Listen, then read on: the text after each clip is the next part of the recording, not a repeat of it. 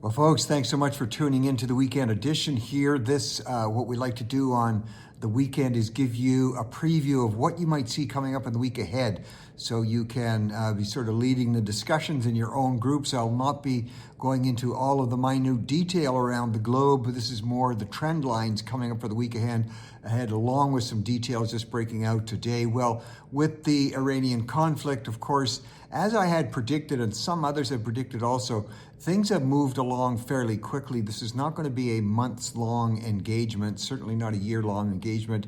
The U.S. would not be able to sustain that, certainly with the media attacks that would come with it. What we are seeing, though, even though it's been quite rapid in terms of Iran's Air Force have been destroyed, the Navy has been eliminated and largely sunk to the bottom of the ocean, the Army is in shambles, but their ability to have a number of their ballistic missile launchers, which are mobile on the backs of trucks.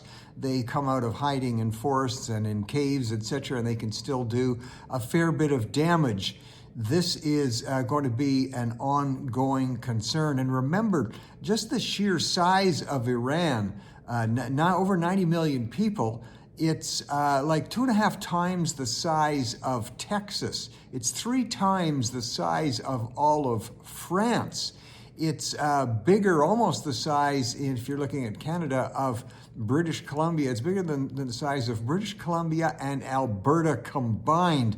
This is a large country, so you can see what an incredible feat has been accomplished in largely knocking out its major military capacities, but you can see it's also going to be a while to knock out the smaller ones that are running around. The positive side that now is other countries have stepped up and they say they are going to be joining the U.S. in making sure the Strait of Hormuz, where 20% of all the world's oil supply flows through, is going to be coming from. So interesting there to see some other countries stepping up there. Watch the week ahead. You know, we've heard about boots on the ground. The U.S. is saying there's going to be no boots on the ground. However, we told you last week there's at least one unit of 5,500 Marines, along with all its backup tank and helicopter capabilities, that has been moved to the Middle East. And keep an eye on something called Khang Island. I talked a little bit about it last week. Khang Island, 90% of Iran's oil refining capacity comes out of Khang Island. It's fairly heavily fortified with armed troops, but watch for an attack or an attempt to try and control Khang Island. That would be a considerable blow to Iran. Keep your eyes on that in particular. You know, it has been interesting to watch the price of oil, whereas people had been predicting it was going to skyrocket to $150 to $200 a barrel. I actually, over a week ago, was looking at that possibility of it maybe hitting 150, but as the regular watchers and listeners would know, I moderated that back down last week to keeping it around the $100, and it has inched up. It was 100 by the end of the week, and it's probably about Brent, which is one of the trademarks. The Brent delineation there is about $103 a barrel today. Supply worldwide is down about 8 million barrels per day because of things being stopped in Iran. One of the things that is interesting is to see how so much of international media, and therefore much of public opinion, because most people still are influenced by watching the culturally Marxist mainstream media, is actually against anything being done to stop what Iran has been doing for the last 40 or 50 years. Iran has exported terror around the world. Iran has totally crippled the country of Lebanon with the installation of Hezbollah and the Houthis.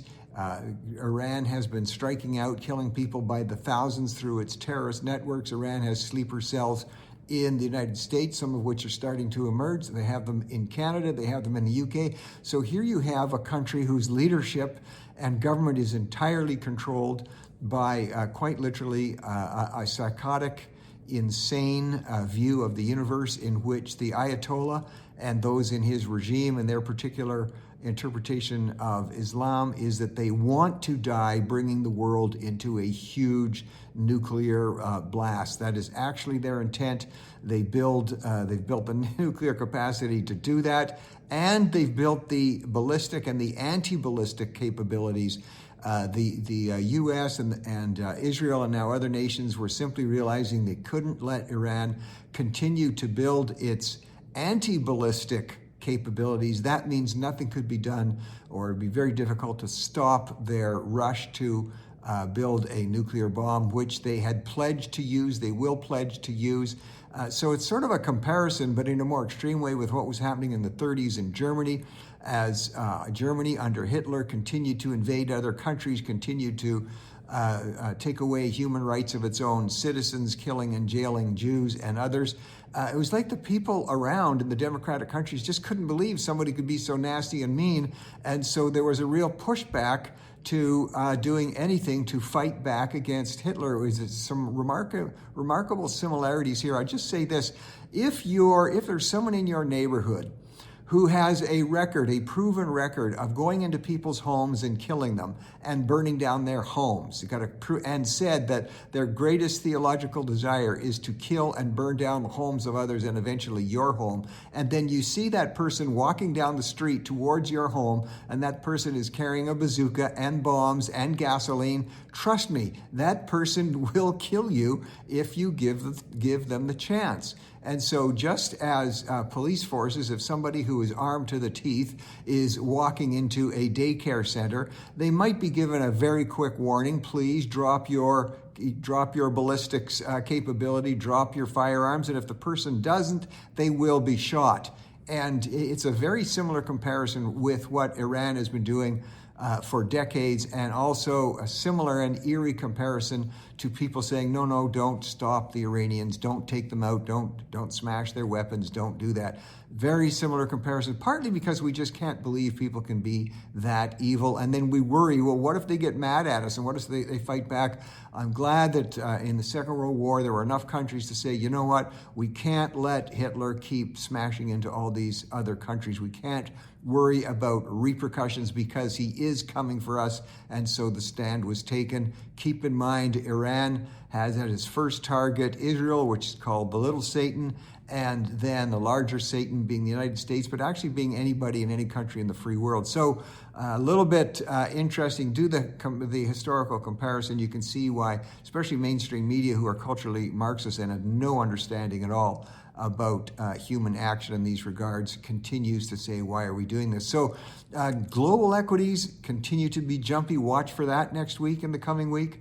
There will be some exceptions. Watch for gold to stay strong, maybe move up a bit, and watch for the US dollar also to move up.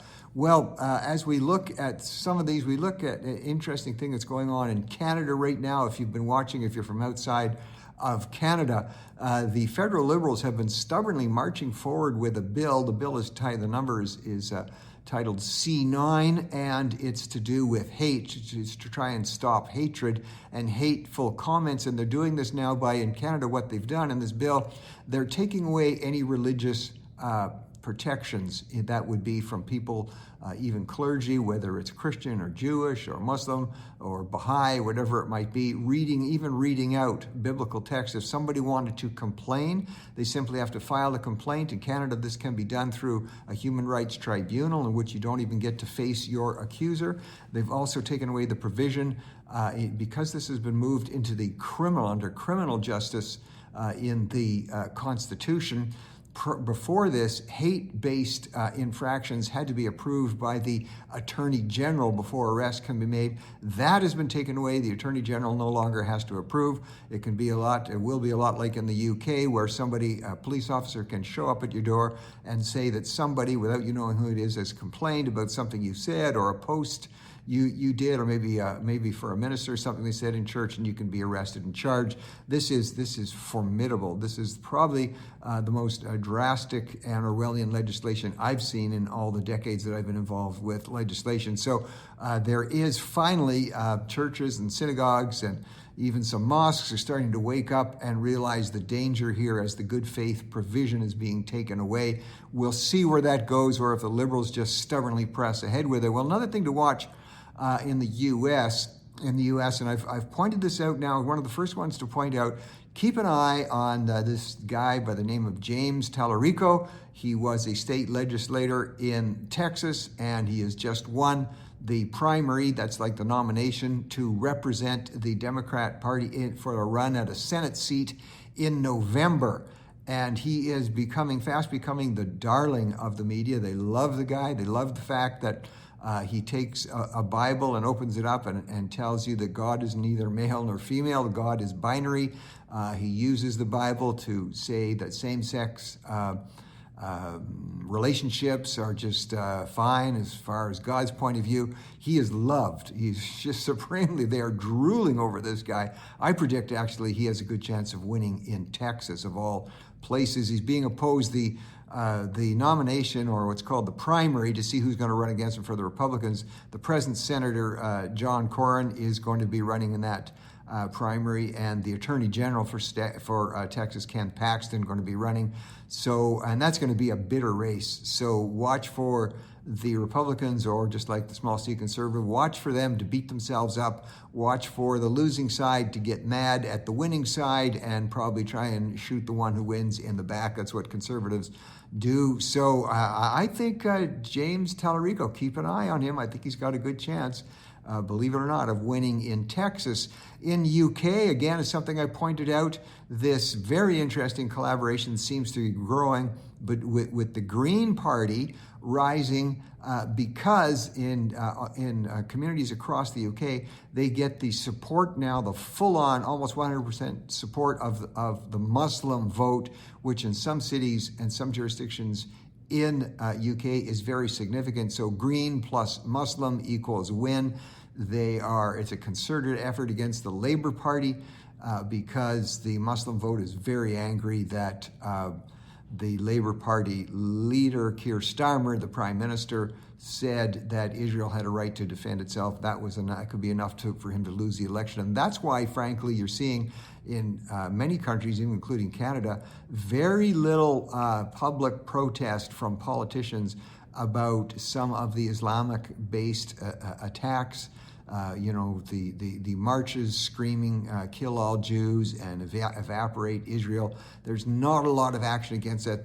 Primarily, politicians are worried about losing the Muslim vote. In Canada, for instance, there's something like 1.7 million Muslims. There's 335,000 Jews. So guess what? Do the math.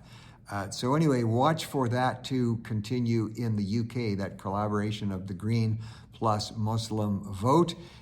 You know what? The Academy Awards is coming up, and it's people are going to be glued to that on Sunday night.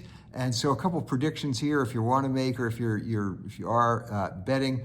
One battle after another is one of the key. They say, definitely in the running to win, followed closely by, in the ratings at least, and the bettors by Sinners.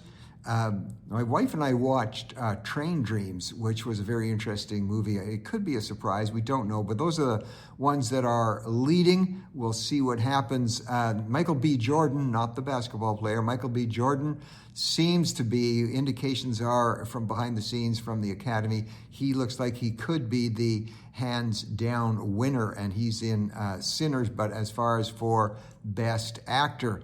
And keep an eye on Timothée Chalamet. He first came to fame, as you recall, several years ago with the movie Call Me By Your Name.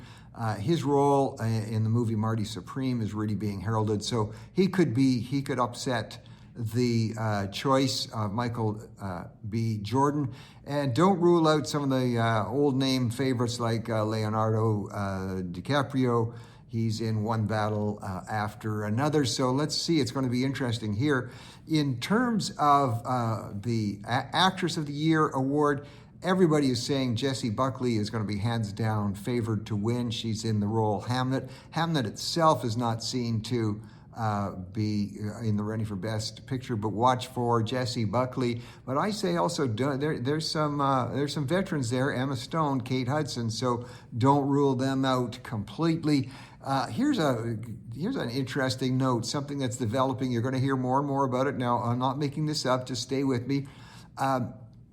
Runners, people who run long distance, many of them are also at the same time turning to, hold it, wait for it, churning butter. Yes, churning butter. This is not a small one-off thing. More and more by the thousands are doing this. They have found out, and somebody started, if you put a couple of cups of 35% cream into a plastic bag and throw in a tablespoon of salt, and maybe some other seasoning if you like, and put it in a bag, put it on your back or in a knapsack and run for about an hour, you will have a bag full of butter.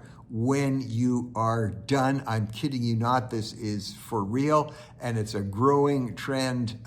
People finding, well, I'm going to be running anyway, may as well churn some butter while I'm at it, and the price of butter is affecting that. So keep an eye on that.